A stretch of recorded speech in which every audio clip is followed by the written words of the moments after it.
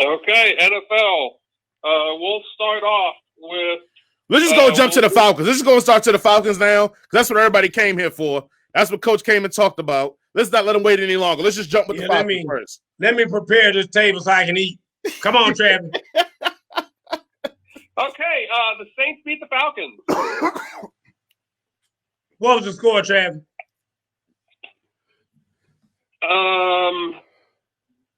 Like 23-17 or 22-17 or something like that. I don't write the scores down. I just write who wins.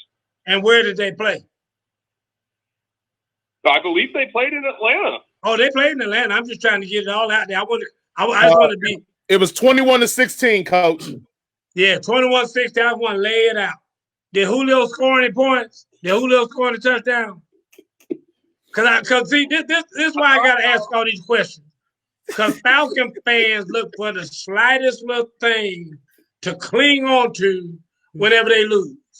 Because for a Falcon fan, every day is good. I mean, y'all are the most sunshine up my behind fans I've ever seen. Even when you lose, be like, oh, that's okay. That's okay. Because we still played well. Julio still caught a touchdown pass. And that just puts us in better position for the draft. That's what you get from a Falcon fan. Because as you know, if you've been on this show, Falcon fans, I mean, did y'all notice when you were young that your school bus was a little bit shorter than everybody else's? I mean, I'm just asking. Did you realize when you were on the bus that the capacity of your bus was a little bit less than everybody else's? There were only like 8 people on your bus. Did you realize that when you? I don't get it. I don't get it because that's the only way you can be a Falcon fan. That's the only way. Did you realize when you were in school that you were using crayons most of the day? I'm just asking because that's the only way you could possibly be a Falcon fan. Did you realize that in your classroom, the floors were carpeted and everybody else had tile in their classroom? I'm just asking because that's the only possible way you can continue to be a Falcon fan. That's all I'm saying, John. I'm done. Some of the comments, Tom said, if you come through, Coach, he has some passes for you. Richard Hood, here's a good one. Here you go, Travis. Falcons versus Coastal Carolina. Falcons. Oh, there we go. All right. You crazy as hell. I'm taking Coastal. Richard Hood said, be careful, Coach, because Mrs. Hood is online. I know. I got to be careful. I got talk about Ned, Julio. I'm gonna do something sweet for you, Ned. I know you and Julio got that love thing going on. She's a Julio lover too, Jay. Boy, she's a Julio lover. And Keisha says, you talking big in the comfort of your home. Keisha, baby, anytime you want to get together and talk football, I need Jay there, though. I got to have Jay there. But anytime you want to get together and talk football, let's do it. Oh, man. Keisha said you're not supposed to switch teams because they bad. We had a whole thing about that, Keisha. I'm not saying don't switch teams, but ask Jason. When me and Jason both 49er fans. When we were bad, I used to tell Jason, boy, we suck. Yep. We went to the Super Bowl. Jay was all hyped about Super Bowl. I said, ain't no way in the hell we're going to win the Super Bowl. Garoppolo is our quarterback. He said that. He said Am I right, Jay? You said here's the thing. I'm a fan. I am not a fanatic. Because see, that whole addict thing, I think addict is a suffix that means extreme. So I'm not an extremist like y'all are. Y'all just like Travis, bless his heart. He's a Bengal fan. Yeah. He's still holding out that they're going to win these last 5 games and everybody else is going to lose. Everybody in the league is somehow going to magically lose. And they're still going to find a way to get into the playoffs. I mean, I don't do that. I keep it real. And that's my whole thing. Atlanta Falcon fans, same way as Travis, just like Travis. That's why I said Cleveland, Cincinnati, Atlanta, all y'all are the same. All y'all just same. And I'm about to throw the Dallas Cowboy fans in there with you. Oh, Because yeah. they're sickening as the rest of y'all are. But I'm just telling you, I'm not like that. My whole thing is that I keep it real. And I don't think these other fans do. All right, Travis. What's the other games we got on tap? Okay, actually, I do have a Saints question for Coach. Oh, Lord. Here we go. So my question actually wasn't going to be about the Falcons. So if you were the New Orleans Saints and the coaching staff, and you guys have won, I believe, like 4 out of the last 5 games or whatever with no Drew Brees. With Drew Brees getting healthy, would you go back to Drew Brees or stay with Taysom Hill? I go back with Drew Brees. Taysom Hill ain't no quarterback. No. I mean, the bottom line is he is a tight end, wide receiver, fullback. He's a Swiss Army knife playing quarterback, but he ain't no quarterback. And the bottom line is that's that's the whole losing mentality you got right there. You just want to go with this guy because he's been winning a couple games, this, that, and the other. Be real about it. I mean, you're going to take Drew Brees, who's been through all kind of situations and all kind of games, seen everything there is to see. You know, last minute drive, last second drives, all that stuff. You're just going to throw him in the garbage can for a damn Swiss Army knife. Hell no. I go back with Brees. Now, I know we've criticized Drew Brees and his arm strength on this show lately, but if you watch that Saints game, that playbook is so limited to protect Taysom Hill. I'm not shocked they're doing as well as they're doing. I'm more shocked the fact that that's even a question because that playbook's so limited. And I mean, for God's sakes, they beat the Falcons. Not just well, you know what happened, but it is what it is. Just so y'all know, and y'all know, Coach Boo knows, they borrowed the playbook from the Baltimore Ravens for the Saints these last couple weeks with Taysom Hill as quarterback. Yeah, Tom said, "Bye, Drew."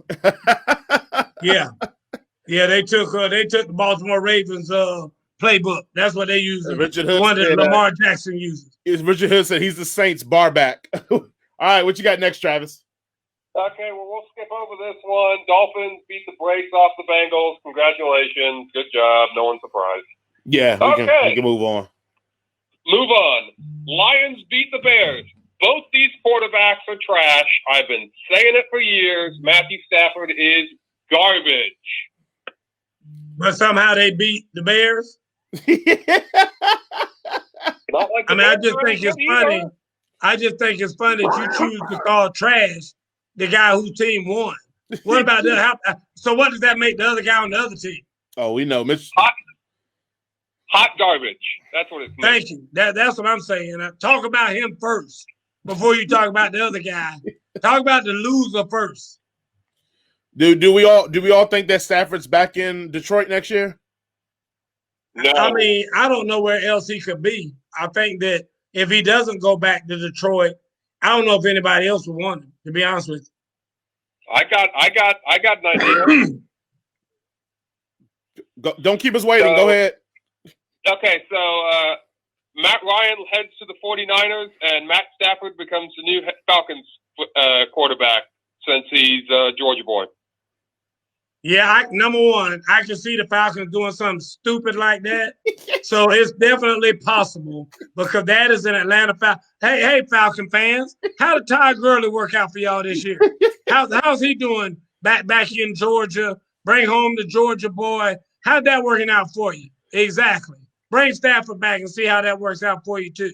And Matt Ryan to the 49ers would stop me from being a damn 49er fan. let them do that and watch me walk. Keisha used to talk earlier about people walking away from a team. Bring Matt Stafford in there, not Matt Stafford. Bring Matt Ryan in there and watch me walk. All right, next one.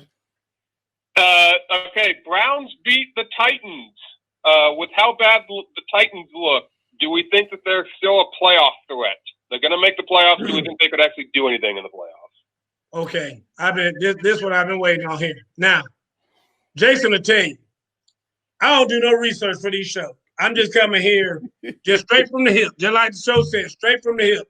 I'm gonna give you what I got. If I don't know what's going on, I'm gonna tell you, hey, somebody tell me what happened. I didn't even see it. I actually did some research for this question for Joe Fleischer. And I don't even see Joe out there. Joe, I knew you wouldn't bring your ass on this show because you knew talking all that trash all day long, sending me emails and everything, text messages about the show, about the Browns. Let's look at the Browns. Let's look at the Browns real quick. Y'all bear with me just for 1 second. We got a Browns fan in here. Josh said Browns. Good, Josh. I'm glad you're here, Josh. Hood said, go Browns. I got some research for y'all. Mm-hmm. First game of the season, Browns versus Ravens, 38-6. Played at the Ravens' place, but you lost, 38-6. Just got monkey drugged, just embarrassed, 38-6. The next game, you win at home, 35-30 against the damn Bengals. I mean, the damn worst team in the league, gonna probably get the first pick again this year if the Jets don't get it. And you beat them by 5 points at home. Can't even beat them by a touchdown at home. We'll be all high-powered offense, Baker Mayfield, still had Odell Beckham, all this other stuff. Next game, Washington. I'm going to give you a little credit here. 2 touchdown a win against Washington at home. Next game, Cowboys on the road. Cowboys are terrible this year. You beat them 49-38. Colts at home. Beat them 32-23. Here we go. Steelers on the road. What was the score? 38-7. Just got drugged. I mean, just absolutely sodomized out there on the field. Just ridiculous. So then you come back home. No, I'm sorry, you're on the road against the Bengals, 37-34. Beat them by a damn field goal, the Bengals, 37-34. So then you played the Raiders, lost 16-6 at home against the Raiders. 16-6 at home? Anyway, so then you go and play the Texans. Oh, the Texans, they're real powerhouse this year. I think they won 2 games. Beat them 10-7. 10-7 at home. Eagles beat them 22-17. Of course, now, the Eagles are a powerhouse right now. I mean, Carson Wentz is killing it. The Eagles look great. So I see why you want to beat them by 5 points. Then you go play the Jaguars in Jacksonville. And the Jaguars now, everybody knows, perennial powerhouse in the AFC. Right, Jaguars. Right. You beat them 27-25. Can't beat them by a field goal. 27-25. And you finally had a reputable win the other night, 41-35 over the Titans. So, all that being said, your record is 9-3. Guess how many wins you have that mean something that have been worth a shit? 2. Two wins, Jay. Okay, I'm gonna give them Washington because they beat Washington by 2 touchdowns. Beat Washington by 2 touchdowns.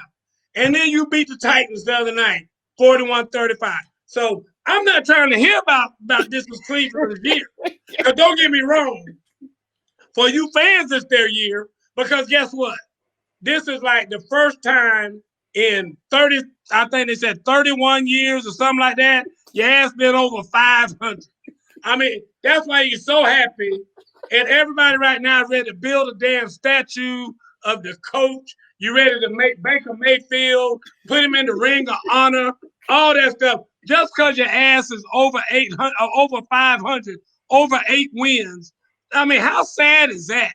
How bad is the damn franchise that these damn people are blowing up my phone today, acting like damn fools because you 9-3 for the first time since the damn Renaissance. Your ass is damn 5. I mean, 9. Seriously? Is this why y'all calling me all day, wearing me on some old bullshit like this? They are terrible. And when they play somebody worth a damn, let them play Pittsburgh again. When do they play Pittsburgh again? That's what I want to know. When will that happen? I want to see that game right there. Well, they play the Ravens this Monday. Next Monday, they play the Ravens. And they're going to get their ass tore up playing the Ravens. Watch them see. And the Ravens suck anyway. And we know that, but they going to beat the brakes off of them. Oh, my God. Travis, anything like to add to the Browns being overachievers? I got nothing. That was a good segment. I believe the Browns feel very when I say this, I don't mean in the way they play, but in the feel of the team. They feel very Green Bay Packer-esque to me, like how Green Bay was last year. Where Green Bay beat up on a bunch of bad teams, and when they played good teams, didn't play well. Also, let's throw a quick pin in the Titans. It's something Coach has said about 3-4 weeks ago that showed up this last game. The Titans go by the energy that Derrick Henry has. Every like fourth game, Derrick Henry seems like he ain't interested. I think it's because he's probably beat up and tired, and he just doesn't seem interested, and they get the brakes beat off of him. And that is something interesting because what's going to happen if you try to make a playoff run and you don't got the bye now? You got to play 3 to 4 games to get into the Super Bowl.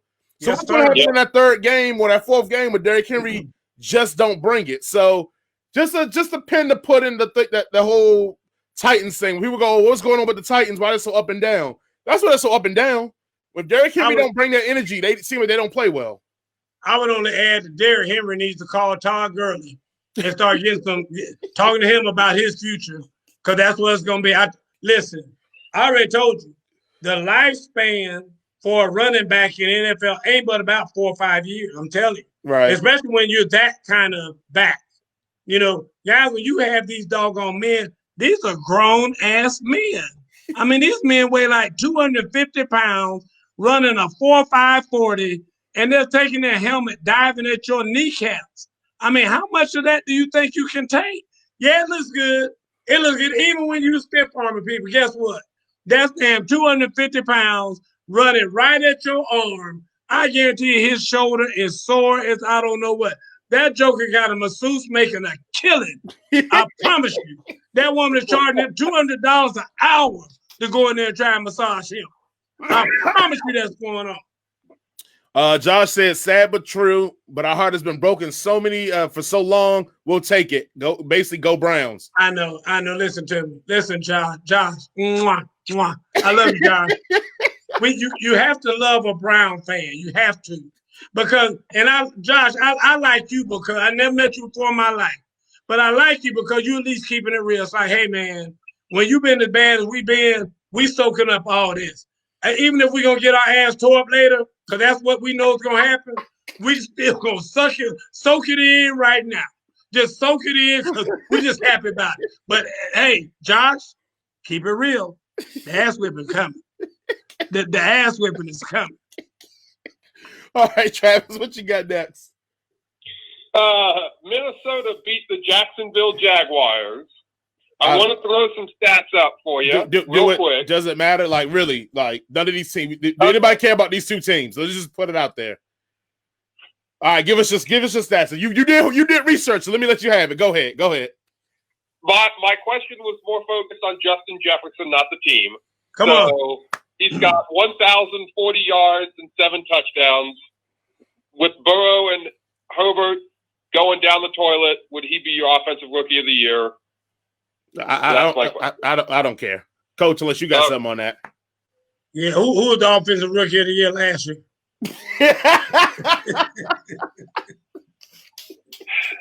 Okay, moving on. I mean, that's a good point. I don't know. Does anybody know? Do you know, Travis? No. My point exactly. Okay, moving on. The Raiders beat the hapless Jets on just the Jets making terrible plays. I'm sure, Coach, you got something to say about this, so you just go ahead and go. My only thing is this. Why does that man still have his job? Adam Gase? I mean, he fired the defensive coordinator, and I'm good with that. But my whole thing is to the owner. Why didn't you just fire him too? Just be like, look, hey, all y'all just get the F out. Just get out. Why didn't you just do that? I mean, what does Adam get? I'm telling y'all right now, he got to have some kind of picture. There's some kind of secret sex ring or something with all the NFL owners. And Adam Gase has some pictures. I'm telling you, he got to. Because there is no way he could still have his job except for that. Because I don't get it. I mean, okay, the defense did mess up at the end and whatnot, but offense has been like stank all year. I mean, how do you just overlook all that And now you're going to go, Mr. Williams going to cut. Talk to me. Talk to me, America. Tell me what's going on. I told you he got that mad eye, moody eye. So Adam Gase, they wait until he go home before they fire him. They wait until he go home. I guess. I don't know if he hypnotizing the owner with that eye when they're in meetings and stuff. And he like giving him that eye. I don't know what's going on. What is he, Jafar from Aladdin? I don't know. Boy. I guess I will extend your contract for 3 more years. All right, go ahead, Travis. And just a real quick caveat. We did a name game a few weeks ago with Derek Carr. Man, he's terrible. But, Colts over the Houston Texans. Colts just keep on winning. I got nothing on this one. Hey, real quick on the Colts. I mean, because that defense is really good. And I know the Houston Texans aren't any marvel. But right now, if it's a playoff game, let's say Colts are like they will get the home field advantage in the wild card, correct? Because they will win the division. Is that correct, Travis? They are winning the division, I believe, yes. Okay. So if you had Colts versus Buffalo Bills, Coach, who would you take? Buffalo Bills are hot right now. I would take the Bills, and I'm not a Bills fan by any stretch of the imagination. I do think Josh Allen is playing very well right now, and he seems to be really in command of things. And to me, the Colts are just very suspect. I mean, you know, they've just been so up and down all year long. I'm not a Colt believer just yet, so I would definitely take the Bills. Colts or Cleveland Browns? I know they played in the regular season, but at this point, give me the Colts. Give me the Colts, because we all know that the Cleveland Browns crash and burn is coming. And, I mean, it could happen at any moment. And especially if they were playing at the Colts at Indianapolis. Oh, give me the Colts in 10. I give them 10 on top of it, because I guarantee they're going to win by at least 10. Oh, no doubt. Colts or let's say the Miami Dolphins make the playoffs. Miami Dolphins. I'm still going to go with the Colts, because I'll be honest with you, Tua's not ready. I mean, they're trying to get him ready, and he's been playing. But I wish they had kept him out a little bit longer before they put him in. I think he could have maybe finished the season. But now this thing with him and Fitzpatrick going back and forth and swap, I don't like it. So, like I say, I don't think that the Dolphins are ready. Any Travis, any coach, any team you want to throw in there? No, I'll throw one in there. Actually, the team that we kind of just talked about, and right now, Tennessee would actually be the AFC South champion. So Colts or Tennessee. Well, I left them off because they'll play them twice a year. That's why I left them off intentionally. Okay. I would have seen somebody else that they wouldn't play, wouldn't see her. Okay, that what you got next? What's the next matchup? The Los Angeles Rams beat the free-falling Arizona Cardinals. I guess my question on this one is, are people catching up to Cliff Kingsbury's offense, or do we think it's just Kyler Murray's inefficient right now with the injury? Well, I think they're catching up to Kyler Murray in that offense. I think that, you know, they're kind of in sync with each other, because Cliff Kingsbury's offense doesn't work without Kyler Murray. I mean, without a Kyler Murray type of a quarterback who's mobile and can run and do all the things that he does. And I think that, you know, as it is in the NFL, you know, when a lot of these quarterbacks, just like Joe Burrow right now, comes out of college and, you know, a lot of times they're one-hitter quitter. I mean, they come in there for 1 year, light it up, and then over the offseason, people kind of figure out, you know, how to play them. And so I think that that's what you're seeing as far as Kyler Murray's concerned. They're learning a little bit more and more about how to play defense against that kind of offense. And, yeah, Jay, I think they're catching up to it. All right. I was going to play a name game with the Rams, but I want to save a name game for a different team once we get further down. Go ahead, Travis. Okay. Giants upset the Seattle Seahawks. The Giants have won 4 straight games. All right. Would you consider them the favorite now of the NFC East? We don't care about that. Let's just go past that. Yeah, who cares about the NFC East? Yeah, that's what I was about to say. I mean, I think questions they're the favorite with like 4 wins. They have 4 wins on the season. My second question on this is we got it. Level of concern for Seattle? I got it. Let me handle the questions, Travis. I got you. I got it. I'll handle the questions on there. Seattle. Any concern for Seattle? And if you are the head coach of Seattle right now, coach is going to be a coach. What do you do to fix Seattle? Dude, I don't know. I'm going to tell you right now. I know one thing. I wouldn't let Russ cook. I can tell you that much. They're talking about let Russ cook. And his ass been cooking some stank chitlins lately. So I don't know what's going on. I mean, they look terrible on both sides of the ball. So I think that, maybe Seattle got a little cocky there. And Seattle got a little bit, maybe Metcalf and Russ, and they doing this and that and everything. And I mean, I guess they started thinking they were unstoppable, but they have been imploding. I mean, it's one of, in my opinion, the most monumental implosions I've seen in a minute. Because I mean, they are going. It's reminding me of the Cowboys implosion. I mean, it's looking pretty bad for them right now. And I mean, hands off to the Giants, they did their thing, whatever, but they were helped out a lot by Seattle. How do you fix it, Jay? I don't know, because you got one of the best coaches in the league as far as when it comes to group hugging and doing all the soft type of stuff. He's a big guy. He's big on that. Pete Carroll's big on that kind of stuff. So, he got that old Phil Jackson, Zen type of stuff and all that stuff going on. But my point is that if that's not working, I don't know what they're going to do. I mean, I will be very intrigued to see what happens to them for the remainder of the year. All right, if you had one position in Seattle that you could fix immediately that you think would turn it around, what would it be? I mean, it's really, in my opinion, the linebacker play is really the front seven. But the linebacker play specifically for them, I don't think has been good. I mean, they're just allowing too many big plays. And when you're allowing, people to get 4 or 5 yards on first down, I mean, let me ask you this to the audience.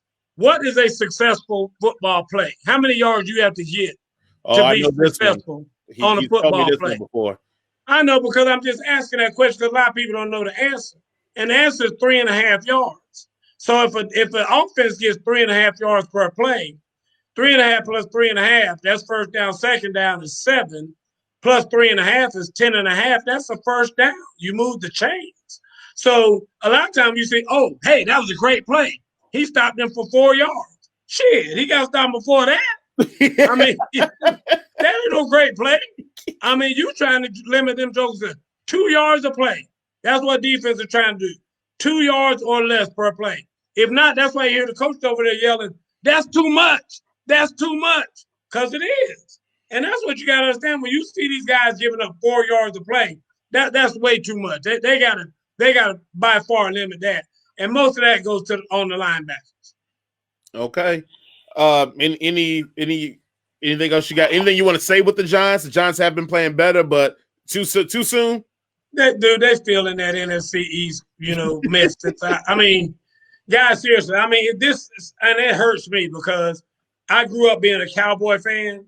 And, I used to think about the battles between the Cowboys and the damn Washington Redskins, Philadelphia Eagles. Back then, they had the Arizona Cardinals. Don't ask me why. Mm-hmm. They had them out, but they were in the NFC East way back in the day. But that's what I'm saying. It hurts me to see them be as bad as they are right now. So they're bad right now. That whole division is bad. All right, Travis, what you got? What's the next one? Green Bay over the Philadelphia Eagles. I actually wrote this question before the news came, so Doug Peterson already took the answer, but would you play Jalen Hurts as your quarterback and bench Wentz? I'd rather ask Coach, what does Jalen Hurts bring to the team that Carson Wentz cannot? A fresh face. I mean, because at the end of the day, Carson Wentz used to be, a little bit more of a scrambling type of quarterback. When he came out of college, that's what he did. He ran the ball quite a bit and whatnot. All of a sudden, he stopped doing that. But if you look at the game the other night, Jalen Hurts did just as much running as he did throwing. Mm-hmm. I know he got his first touchdown pass finally and whatnot. But I think that he's just a breath of fresh air for those guys out there. Obviously, he's a little bit faster. He's a little bit more elusive than Carson Wentz. And unlike Carson Wentz, he's not going to sit back there more than 2.5 seconds looking for somebody. Because after 2.5 seconds, he's about to get the hell up out there. and Carson Wentz, for whatever reason, isn't doing that. And I don't know why. Because he did that the years before, and that's what made him be better than what he is right now. I don't know why he wants to sit back there and hold the ball and keep trying to go through his progressions when he knows good and damn well that people aren't open. He needs to get up out there. So that's the only thing I see. Oh, both of those guys in Philly next year? No, I really don't believe so. Carson Wentz is kind of dancing around his words a lot these days and kind of trying to be politically correct in what he's saying. But at the end of the day, I don't think that if they have a quarterback competition, number one, I don't think he'll win. And number two, if he doesn't win, I don't think he'll want to be there. Travis, what you think? You think they'll both be there next year? I do. I think they will try and hold on to Wentz because I think they just gave him a contract extension. Mm-hmm. So with that, we all know how the NFL teams, they don't like to let go of players unless they absolutely have to after they've given them a nice contract and the cap hit. So I think Wentz and Hurts will still be there. But I think next year they will try and utilize Hurts in the game plan more than what they have this year. Okay. Next up, New England over the Chargers. They kicked the crap out of them. I got nothing on this game. I don't think anyone cares. So. Nah, we good. We good here. Okay, good. Kansas City beat Denver. The Chiefs are the 16th overall rushing, have the 16th overall rushing in the NFL. Does that concern you going into the playoffs? No. I mean, the bottom line is they are also, Las Vegas has them 2-1 on the odds to win the Super Bowl this year. The lowest odds ever at this point in the season for a team because everybody knows that they're just that much better than everybody else right now. They said Travis Kelce, the best tight end of all time. They're already saying that about him. Y'all quick to do that. Y'all quick to do that. Y'all quick to make somebody all time. LeBron had played his third game, and y'all was already talking about how he was the greatest. He was the GOAT after his third game. So, I mean, the bottom line is that Travis, somebody said, what's the name? What's the wide receiver name, little fast boy, Jay? Tyreek Hill. Tyreek Hill. Somebody dubbed Tyreek Hill today the best receiver in football. Really? I mean, really? The best receiver in football? I mean, and don't get me wrong, I got mad love for Tyreek Hill. Is he the best receiver in football? I think not. No. I mean, because everybody in Atlanta knows he ain't better than Julio. We all know that. Ain't no in the hell he better than Julio. But I mean, my whole point is that I don't know that a running game for them needs to be anything more than what it is right now. Because bottom line is your quarterback's probably going to be the leading rusher in the stats at the end of the game. Mm-hmm. I mean, because the little Hilaire guy from LSU, he's catching the ball out of the backfield a lot just as much as he is running. So I don't think you need to necessarily have that because a lot of times they say, well, the team that has the most yards rushing is the team that wins the Super Bowl. I don't know how much that's holding true anymore. All right, what you got next, Travis? The Washington football team with the upset of the week, beating the undefeated Pittsburgh Steelers. You know what? I'm kind of glad Pittsburgh lost because I hate this whole undefeated thing for a whole year. And I know people starting to focus too much on that. My thing is, and that's what Mike Tomlin was alluding to for a long time. He's like, hey, I'm not happy with my football team right now. I'm not happy with the product that I'm seeing out there on the field. Yes, I know we're undefeated, but I don't really give a crap about us being undefeated. I give a crap about what I'm seeing with my own eyes on the football field. And he saw this coming because he knew his team wasn't playing right now. Everybody wants to blame it on, well, they played 4 games in 14 days or 13 days or whatever, and this, that, and that. I ain't trying to hear that. I'm not trying to hear that. The coach said from the jump when they played last week and won, I am not happy with this win. I see a football team that's undisciplined, not doing what it's supposed to be doing, hurting at all positions, blah, blah, blah, blah, blah. So he kind of saw this coming. And so he's got to get them refocused. And it's his job, Jay. You always talk about Mike Tomlin. I'm gonna be hard on him myself. Because bottom line is it's his job to get them refocused. And please, Mike Tomlin, I'm gonna have to call Cameron Hayward, tell him I need to talk to Tomlin and get on the phone with him and have a little come to Jesus. Please be focused when you play them damn Browns again. Because I want a damn monkey stomp right there that the whole world to hear. I want to be heard worldwide when you beat them down this next time. I gotta have that for these damn Cleveland Brown fans blowing up my damn phone today, worrying me about some damn dumbass Cleveland Brown. Okay, and so I know with the Redskins and the Redskins and the Giants, looks like more likely one of those two teams are going to win the division and go into the playoffs. Do you see any team that can possibly lose to either one of those teams that are making the NFC playoffs? So let's start with Seattle, since we said Seattle's down.